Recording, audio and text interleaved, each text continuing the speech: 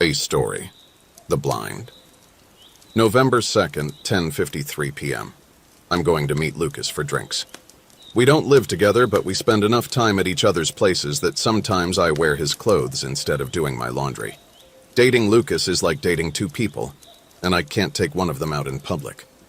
The scabs on my scalp are itchy and raised, but I still go to him, and I still tolerate this treatment. 90% of the time we go to the same bar and meet up with the same people. Some are friends, some are just other bar regulars who have become friends. Sometimes David from work comes to the bar. But tonight, Lucas and I are going somewhere different because he said he doesn't have the energy to party tonight. Somewhere different turns out to be Flatiron Lounge on 19th Street.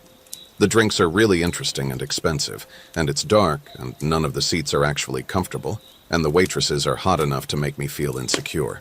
But Lucas looks really nice in candlelight, so I try not to worry that he might have brought me here to break up with me. "You look great tonight, honey." Lucas. His voice sounds a little bit like what I would imagine a diesel engine covered in melted butter would sound like. "Well, thank you, my dear. I have been sober for a shocking number of hours, and I'm sure that's a good look. I have trouble being serious when I'm nervous. Even though Lucas is a project, it's not part of my plan for him to break up with me, and it's not part of the plan for the relationship to end now. So I hope this is about something else. Inevitably, this forces me to remind myself of why I'm with Lucas to begin with, and why I continue to put up with this. I just didn't have the energy for all the guys tonight, you know? It can be so exhausting going to Nick's bar every night. He really does look like he has it all together." "Yeah, I hear you."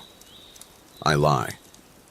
On the inside, I really want to be at Nick's because everyone there knows me only just enough to think that I am fabulous and attractive, and they have no idea that I am actually a mess.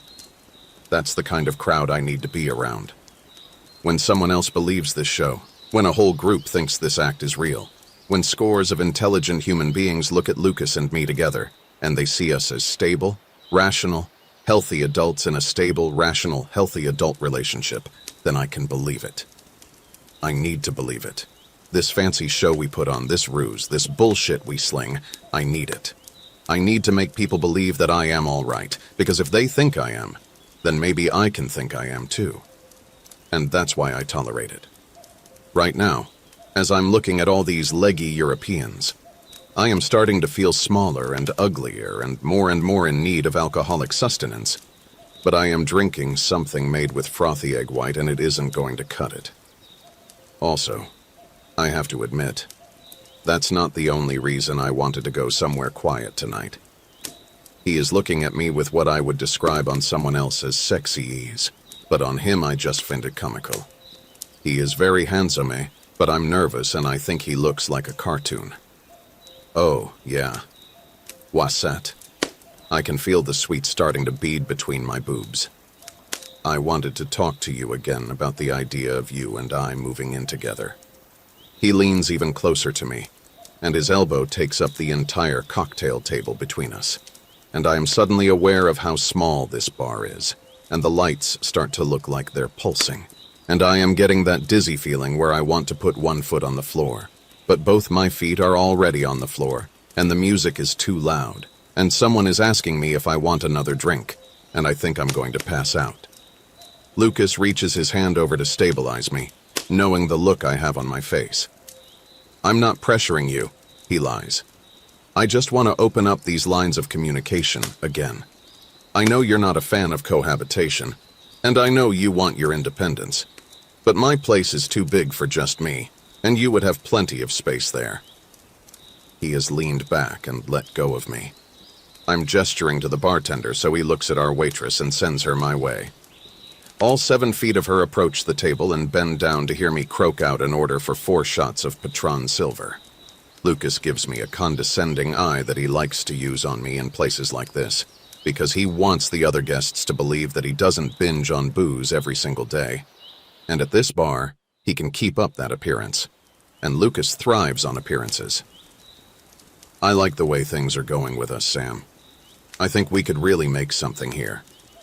I like us just fine the way we are, Lucas. I don't think we need to change anything. Why do you have such a fear of commitment? Crossing his arms, getting defensive. People don't usually say no to him. I usually say no to him. I don't have a fear of commitment. I'm as committed to everyone in my life as I possibly can be.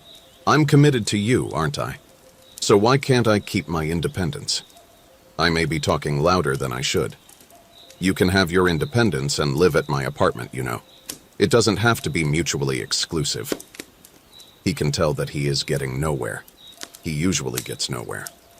The shots arrive and I throw back 2 of them before we even have a chance to cheers. Lucas gently picks up the 3rd shot glass, and as I'm reaching for the 4th, he says the same stupid toast he always says, to being the best at everything all the time. I don't bother clinking glasses when he leans in because I think his toast is ridiculous and pompous, and I throw back my 3rd shot. The waitress promptly appears with more napkins and some pretentious artisanal beer, and I wonder if Lucas is living in an alternate universe.